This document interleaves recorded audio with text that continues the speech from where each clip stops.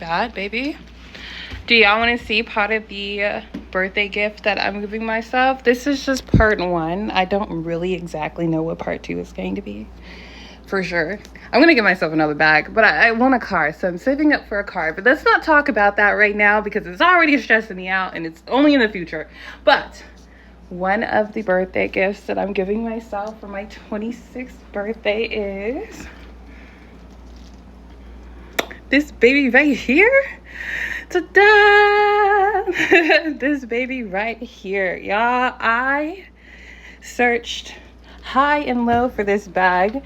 I was on Poshmark with it and they were asking for an arm and a leg, but eBay was only asking for a finger, and I used that finger to check out, and now I have it in my possession. It took like maybe a week or so to get delivered to me, and I had issues with FedEx, and I've already contacted them to complain because they piss me off. Anytime I find out I have a delivery with FedEx, I get like anxious. It's just, ugh, I hate it.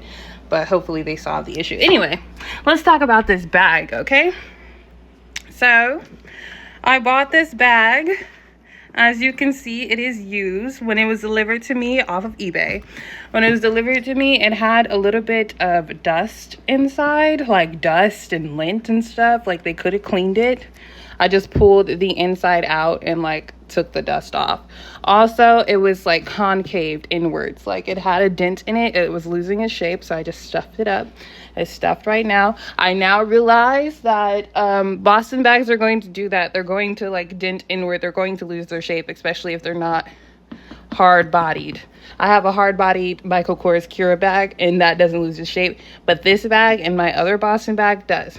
So let me show you the inside of it, just in case you were curious. I have it stuffed with all these old clothes that I'm never going to wear because they're like the pockets or the zipper is broken or it's just not my style. But that's the inside. Very clean. Let me just pull it out. It's monogrammed. It has pockets, has the emblem. Excuse me. This is authentic. Pockets over here. This is an authentic bag. I'm gonna keep it stuffed for now. And as you can see, it has scratches on it. I'm going to buy some leather conditioner to try to buff away those scratches. You see, they're not really all that apparent considering the grain of the leather, so it's not really that big of a deal, but I'm gonna try my best to give this some TLC, tender love and care, and just, you know, show it some love.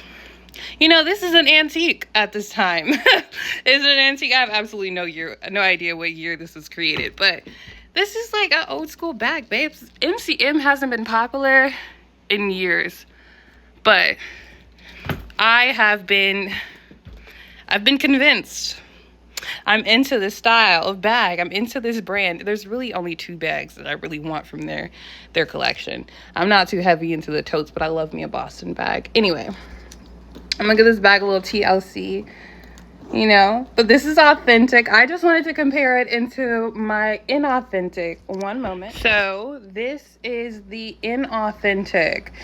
There is a size difference. You know, obviously this one's smaller than this one. I want to know if there's a color difference. I saw the price of this bag, and the price of this bag was so damn reasonable that it made me feel a type of ways, like a little bit regretful about buying an inauthentic one. Because I didn't realize that they were so cheap. Now, as I was looking, the problem is this is a newer style bag, and I wanted the newer style bag. I specifically wanted an MCM bag without the gold hardware on the bag, because the older vintage ones, they have like this same gold piece, just all gold, not black, on the front of the bag, and I just wasn't here for that. I wasn't going for that. I just wanted the one that didn't have it, plain, solid, just nothing but monogram. And I got that. That's why I went the inauthentic route. But now that I've noticed how inexpensive this bag is, and I've looked at all the different styles, I'm into Boston bags, but like, it doesn't have to be this type of Boston bag, you know? Doctor's bag or whatever. It doesn't have to be this specific shape. Like, Doctor's bag have different shapes, which I didn't even know until I started going into this deep hunt of mine. But now that I'm aware and it's reasonably priced to get it pre-loved, I may just buy myself an authentic one.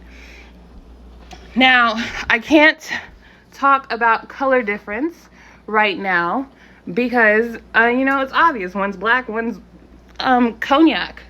So I can talk about hardware difference if that isn't obvious. That's very fucking obvious. This actually looks green in comparison to this on camera. Very green. Not as present. The hardware is not as present. This hardware is sitting in the background. And I now feel like MCM may be a lot more noticeable due to its hardware. You know, people's eyes tend to go towards flashy things. That's probably why when I saw that bag during that graduation, I was like, oh, that's an interesting bag. It wasn't just the leather. The leather was supple. It was beautiful. This leather is supple, okay? It's soft. Don't look at my nail. This leather, a little bit rough, a little bit hard, a little bit not leather. It is leather. It's genuine leather, but it's like cheap leather. I now know what cheap leather feels like. I'm not ragging on this bag. I have carried this bag. I have walked out into the world with this bag. I have dug into this bag for things that I needed, but I don't wear this bag often. This is a great errands bag. But I'm not harping on this bag. I'm just saying I might replace it because I do like that soft leather, that supple felt leather. I also like walking around with authentic things. I'm now realizing I really do like that. And honestly, I probably wouldn't have that much of an issue with this bag if it was finished. I don't like walking around with unfinished things. It makes me so upset. But you know what? I did it to myself. And I'm glad that I did because this segued me into that, which is going to segue me into a different piece. But, you know, I did this to myself and I still like this bag. I would still wear this bag, but I'm probably not going to wear this bag once I buy an authentic piece. I'm going to try to hold off from buying an authentic piece for at least some months, but I now know where I'm at mentally. One thing that is worth mentioning about inauthentic bags is they're very difficult to resell. I was looking at a Louis Vuitton bag from the Marc Jacobs era, mid 2000s, and I came across this one bag, very cheap, exactly what I was looking for at a very, honestly, for the bag, it wasn't reasonable, but it was a very, very low price. And I was trying to figure out why it was low price. Let's be honest, the vachetta, it looked nice.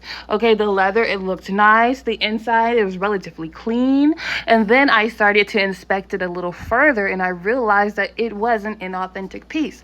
Very beautiful, well crafted, but it did not compare to the wear that the authentic ones had over the years. 20 years is a lot of time. 20 years is a lot of time of wear.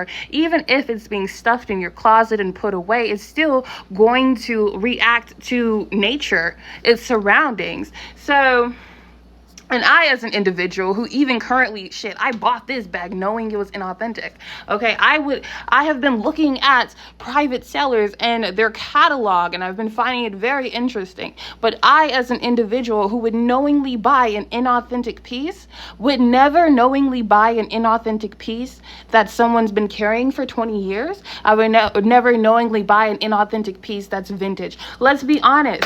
Like the price of the bags that are vintage really depends on the notoriety of the brand. All right, so you can find Louis Vuitton bags, vintage you can find them for under $200 if you're looking for a specific bag. You can find it for like under $500 if you're looking for a specific bag.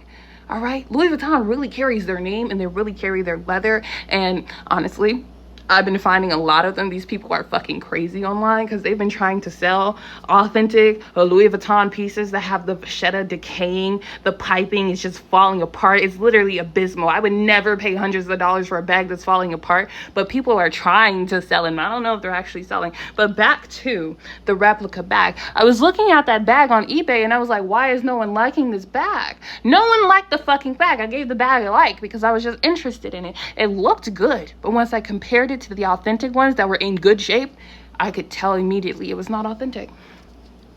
So that's something to consider when buying a replica bag.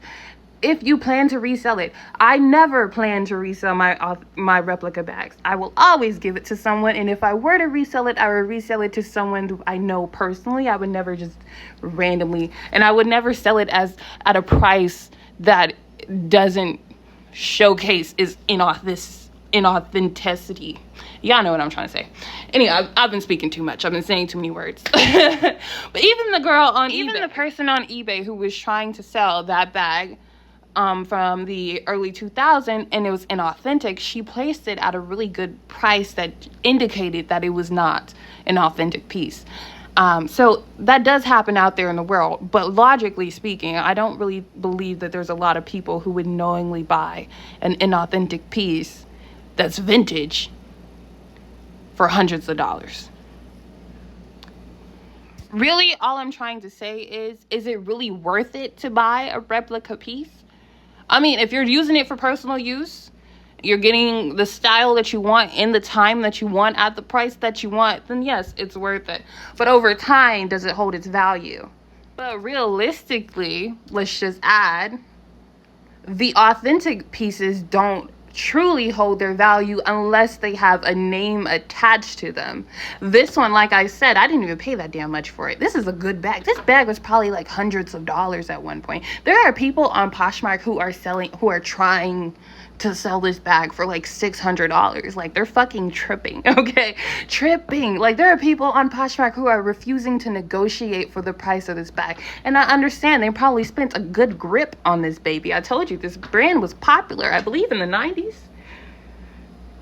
Maybe early 2000s. I don't know. I didn't really do a lot of research, but I know it was popular at some point. So I understand they probably spent buku money on it. But they're not going to get buku money in return because of the notoriety that the MCM, this brand, receives at this moment. I know there was a lot going on with MCM, but, you know, I'm just saying people need to be realistic. But all that in saying, that's just saying that the brand, the bag, does not hold its value monetarily.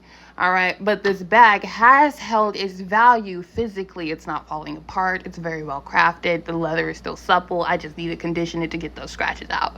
And this bag, I feel like I don't know. We got to really see the wear and tear of it. And the bag on eBay that I'm like just bringing in. Y'all didn't even see the bag, but I'm bringing it into the conversation. That bag looked like it held up pretty damn well.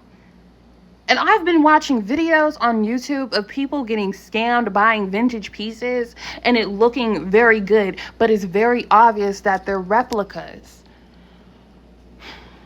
If that doesn't bother you, it's okay. It doesn't bother some. It doesn't truly bother me because I'm not a participant in it, but it would bother me if I thought it was an authentic and it was not. And honestly, that's why these replica bag videos are so very important, okay? Because back in the day, when YouTube wasn't a thing and people weren't so vocal about what they were carrying, they weren't so honest, like, you really had to know someone who was going to tell you the truth in order for you to tell the difference between things. You either had to know someone who was going to tell you the truth and be like, hey, boo-boo, this is not fake, this is not real, this is fake. Or you had to know someone who worked in the industry or had the privilege of buying luxury items. That way they can tell you the differences between the real in the fake bags. Like, you really had to know someone. So these videos are really doing the community, fashion people, a service. Okay, so do not be commenting under these replica bag content creators and giving them all this negative energy and this negative feedback, because we're really helping you. We're really doing you a favor. Without us, you would not be able to know the indicators of what's real and what's fake. So you're welcome. All right, don't be a bitch. I have another replica bag video coming out here in the future, so subscribe if you like to see that. It's another Coach bag, but it's not the Coach bag that you think it is.